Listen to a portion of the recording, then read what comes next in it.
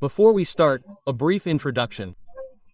How many times have we gone for a walk to the beach, to the mountains, to a river, to a lake, and seen that rock, that beautiful stone that we like so much, whether because of its size, color or shape, and decided to take it home to clean it and put it in our aquarium? I'm sure that 90% of aquarists have done that or at least thought about it at some point in their lives. In this video, I'm going to show you if that rock is good or bad for the aquarium. I'm going to show you the definitive trick to find out. You'll see that there are different tricks on the internet. I'm going to categorize them with 3 different tricks, okay? The most widespread, the most used, the most recommended. The first would be with hydrochloric acid, also called aqua forte. It's the definitive method, without a doubt.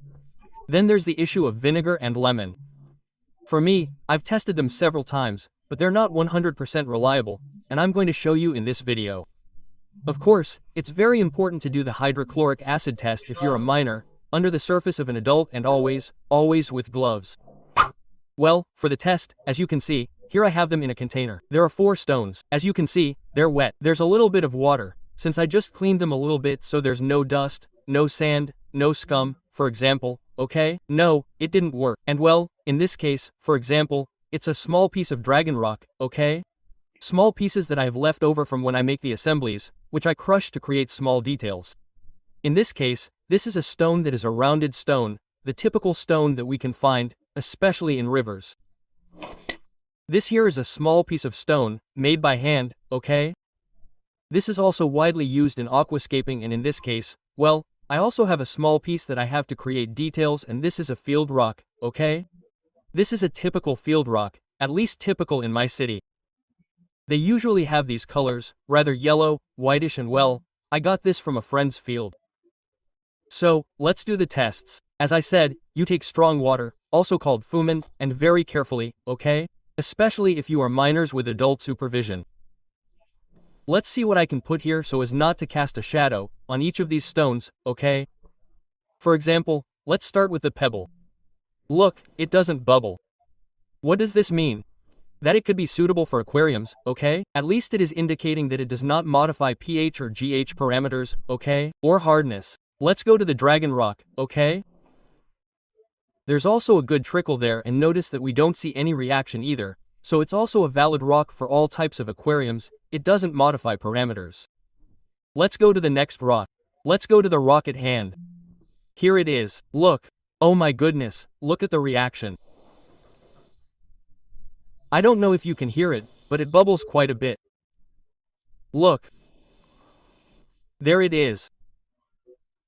This means that even though it's a very pretty rock and is used in all types of landscapes, it's a rock that will at least modify the pH and hardness. Let's go to the typical country rock. I also suspect that this one will bubble. Wow, look there too. Oh my goodness, what a reaction, huh? Look there, what a great reaction, huh? Incredible. There it is, and look at the other 2. Nothing at all. Conclusion, after this quick test, if we want an aquarium that's as stable as possible and doesn't modify any parameters, we would opt in this case for these 2 types of rock, pebble and dragon rock.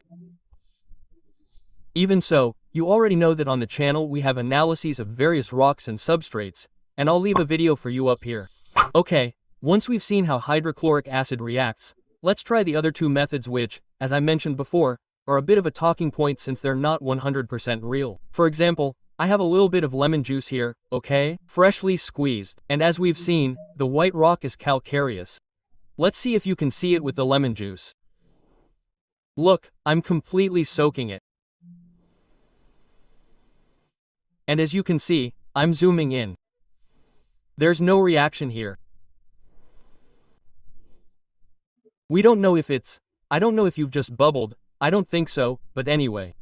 The conclusion is that the lemon test, even though we see it online, as you can see, is not 100% effective. Let's move on to the vinegar test.